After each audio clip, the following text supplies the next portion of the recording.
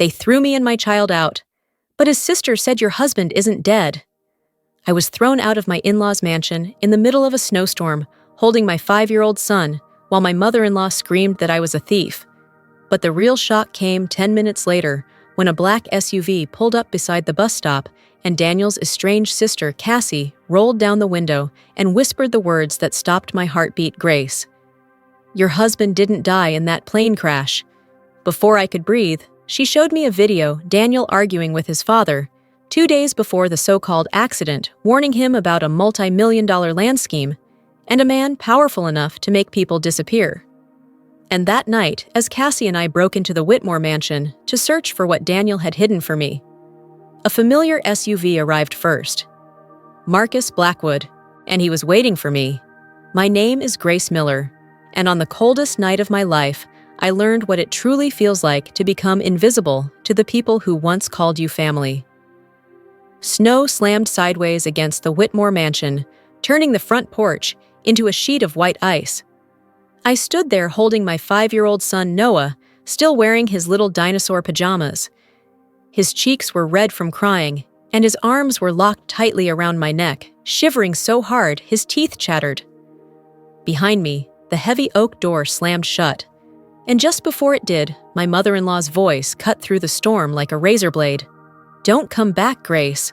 A woman who steals from her own family has no place in mine. Steals. That word kept echoing in my ears, cruel and ridiculous, because I knew exactly what she was doing, building a lie so big, so outrageous, that people would doubt me before they ever doubted her. The truth was simpler. I had never taken anything from Lorraine Whitmore, not her jewelry, not her money, not her reputation. I had already lost almost everything the day my husband, Daniel Miller, vanished on a business flight to Seattle. The plane went down somewhere off the Pacific coast, and although they searched for days, there was no body, no closure, just a folded flag and a cold apology. Lorraine blamed me for his death from the moment the news came, but tonight she went further. She claimed I had stolen her diamond heirloom necklace, something she just happened to discover missing after walking into the kitchen where I was folding Noah's laundry. She yelled, screamed, sobbed for effect, and then she and Harold searched my coat pocket while I held my son. And suddenly, magically, the necklace appeared, right there in my pocket. I knew she planted it. I knew what she wanted. She wanted me out so they could take full control of the Willow Creek eco-housing project, the multi-million-dollar real estate plan Daniel had passionately protected. I think she expected me to fight back, scream, threaten to call the police. But when you're holding a frightened child in a house full of people who want you gone, you stop choosing pride. You start choosing survival. So instead of arguing, I swallowed every word that burned in my throat. I grabbed Noah's coat, wrapped him with trembling hands, and stepped out the door into the snowfall. The wind slapped my face instantly. Noah cried harder. My boots slid on the ice as I carried him down the long driveway, lit only by string lights Lorraine had left up from a charity gala 2 weeks ago. "Mommy," he whispered. Where are we going? I didn't know. I truly didn't. All I knew was that I needed to get my son away from those people before the lie grew teeth. We made it to the end of the street, past the Whitmore's iron gate, and across to the bus stop near Brookhaven Springs Main Road. Snow swirled around us, and cars passed without slowing, without noticing the woman holding a shaking child on a bench at nearly midnight. My fingers were numb. Noah's hair was wet. The whole world smelled like frozen asphalt, and for a moment I almost broke. I closed my eyes and whispered into Noah's hair, "I'm sorry, baby.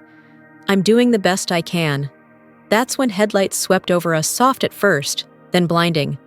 A black Windsor LX SUV rolled to a slow, deliberate stop in front of the bus terminal. The tinted window lowered halfway, and I froze, because in the driver's seat sat a woman I never expected to see again. Cassie Whitmore, Daniel's younger sister. The girl the Whitmores used to call the embarrassment of the family because she refused to become a perfect society daughter. The girl who always walked with her shoulders tense, the permanent bruise of emotional neglect shadowing her eyes. But tonight, she looked different, confident, sharp. like someone who had rebuilt herself from the ground up. She stared at me for a long moment, taking in my soaked coat, Noah's trembling body, the storm swirling around us. Then she unlocked the doors with a single click. "Grace," she said quietly. "Get in." I hesitated. Lorraine and Harold had spent years telling me Cassie was unstable, manipulative, dramatic. For all I knew, this was another setup. But then Noah whimpered again, and Cassie leaned across the seat just enough for me to see the fear, or maybe urgency, burning behind her eyes. "Please," she said, "you and Noah can't stay out here, and I need to talk to you about my brother." My breath caught. "Daniel," I whispered. "Cassie, he's gone." She shook her head slowly, deliberately, with meaning. "No, Grace," she said. "Everything you were told was a lie." The words slammed into my chest. A lie. About what? About the fight Daniel had with Harold before the flight. About the missing documents Daniel warned me to keep safe. About the way the Whitmores pushed me out of Daniel's office the day after his death. The wind howled around us, and Cassie stepped out of the car, offering a blanket for Noah. "Please," she repeated softly. "I can't explain everything here, but I swear to you, I'm not your enemy. And Daniel, he didn't just disappear. There's more, so much more." My heart hammered, my legs shook, but something in her voice, something fragile but firm, told me I needed to hear her out. I tightened my grip on Noah, pulled the blanket around him, and climbed into the SUV. The door closed, and for the first time that night, the storm was outside, not inside me. Before I tell you what Cassie revealed, let me ask you, if someone accused you of stealing just to push you out of their life, would you walk away or fight back? Comment 10 if you think Lorraine went too far. And, do you believe Cassie is telling the truth about Daniel? The heater in Cassie's SUV blasted warm air over my frozen hands, but it couldn't thaw the fear crawling up my spine. Noah had fallen asleep under the blanket she'd given him, his little face soft and peaceful, so unaware of the storm swirling around the adults in his life. Cassie kept her eyes on the road as she drove us away from Brookhaven Springs, the snow thinning as we headed toward the riverfront district. I stared at her reflection in the window, trying to read her expression. She looked haunted, determined, and terrified of something bigger than either of us. "Cassie," I finally whispered, "what did you mean by a lie?" She didn't answer immediately. When she finally spoke, her voice cracked just enough for me to hear the truth underneath. "Daniel didn't die in that crash," she said. "Or at least, he wasn't supposed to." My breath hitched. "What do you mean, supposed to?" Cassie's grip tightened on the steering wheel. "Because the crash wasn't an accident. Someone wanted him gone, Grace. And my parents knew something was wrong. They knew, but they hid it. From you, from me, from everyone." The world suddenly felt like a long hallway collapsing inward. My husband, targeted, my in-laws. Covering it up, I shook my head, desperate for this to be some cruel misunderstanding. Cassie Daniel was working on the Willow Creek project. He told me it had risks, but he never said, "That project is worth hundreds of millions," she cut in. Developers, politicians, loan sharks, everyone wanted a piece. And Daniel didn't want to play dirty. He refused to sign certain land transfers. He refused to change the environmental reports. He refused to let Marcus Blackwood take control. The name hit me like a punch to the gut. Marcus Blackwood, real estate tycoon, man with too many enemies and too much power, and the man Lorraine always insisted Daniel should learn from. Cassie continued, voice trembling. 2 weeks before the crash, I overheard my mother on the phone. She told someone, "If Daniel won't cooperate, we'll force the transition." I didn't understand it then. But after he disappeared, things clicked. My throat tightened. "Cassie, why didn't you say anything?" She laughed, bitter and sharp. "Because Lorraine convinced everyone I was the unstable one. The drama queen, the embarrassment. Remember, they painted me as the problem child so nobody would ever listen. She wasn't wrong. I had believed that narrative too. And now, shame settled heavy in my stomach. We pulled into a private underground parking lot beneath a tall, modern building overlooking the river. Cassie led me upstairs to a penthouse on the top floor, sleek, minimalistic, but full of life. like she'd built a sanctuary far away from the poison of the Whitmore estate. She closed the door behind us, locked it, then turned to me with eyes that looked older than her years. "There's something you need to see." From her desk drawer, she pulled out a small flash drive. She connected it to her laptop, and a video opened grainy time-stamped 2 days before Daniel's flight. My heart stopped. It was Daniel, standing in the foyer of the Whitmore mansion, arguing, no pleading with Harold. "Dad, you don't understand. What you're agreeing to Blackwood's deal isn't legitimate. It's a front for Harold shoved him. Don't you dare talk back to me. This family needs that money. You'll sign the documents before your flight. I won't sign away people's homes, just so you can pay off your debts." "Debts? What debts?" Harold stepped closer, voice booming. "Marcus will take care of everything. And what price will we pay for letting him?" Daniel shot back. The video cut off abruptly. I covered my mouth, fighting tears. Daniel wasn't just fighting for his career. He was fighting for something right. Something that didn't deserve to cost him his life. Cassie pulled up a second file, an audio recording. Lorraine's voice spilled into the room. "If Daniel keeps resisting, Marcus said he'll handle it. We don't have a choice, Harold. We're in too deep." Harold whispered back. "Maybe Grace will encourage him to cooperate." I felt my lungs close. Me. They wanted me to push Daniel into compliance. And when I didn't, my hands shook so violently I had to sit down. Grace, Cassie said softly, sitting next to me. "I don't think my parents wanted him dead, but they knew something dangerous was happening. They chose money over truth, over you, over Noah." I wiped my tears, but they just kept coming. Everything I had believed about my marriage, my family, my place in that mansion. All lies, manipulations. And the worst part, Daniel had tried to protect us. And I hadn't even known. "Why show me this now?" I asked, voice broken. Cassie stared at me with a determination that made her look like an entirely different woman. "Because Daniel didn't leave you unprotected. He hid something before he got on that plane. And I think the people who planted that necklace in your coat tonight, they're scared you might find it." I swallowed. Find what? She leaned closer. "The master file for Willow Creek. The one Marcus Blackwood would kill for." I felt the room tilt. Cassie whispered. "And Grace. I think Daniel left it somewhere only you would think to look. Before I reveal what that place was, let me ask you, if your in-laws hid the truth about your husband's disappearance, would you forgive them or expose them if you'd expose them? Type 10. Cassie's words echoed inside my chest, long after they left her lips. Daniel left the master file somewhere only you would think to look. There was only one place that fit that description, a place Daniel and I used to joke about, a place I had dusted and watered without a single thought. The little potted cactus he'd given me on our 3rd anniversary. "You're impossible to hug sometimes," he'd laughed, handing it to me. "Just like this guy. But you're also impossible to break." It had sat for years on the kitchen windowsill in the Whitmore mansion.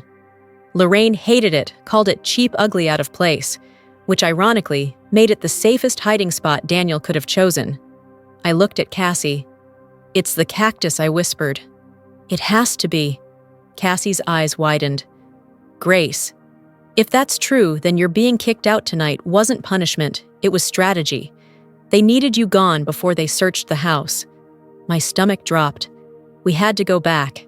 By the time we returned to the Whitmore estate, it was nearly 3 a.m. The storm had calmed, leaving a thick, icy silence over the manicured lawns. The mansion loomed ahead, dark, except for a faint light in Lorraine's study. Cassie parked behind the garage. "We'll go through the side door." Harold disables the alarm for his midnight snacks. I laughed, but fear strangled my throat. Inside the house felt different. Hollow. The kind of silence that happens when everyone inside is awake, pretending they're not. We crept into the kitchen, and the cactus was gone. My breath locked in my chest. No, no, no, Cassie, it was right here. Right here. Cassie moved quickly, scanning the counter's cabinets, drawers.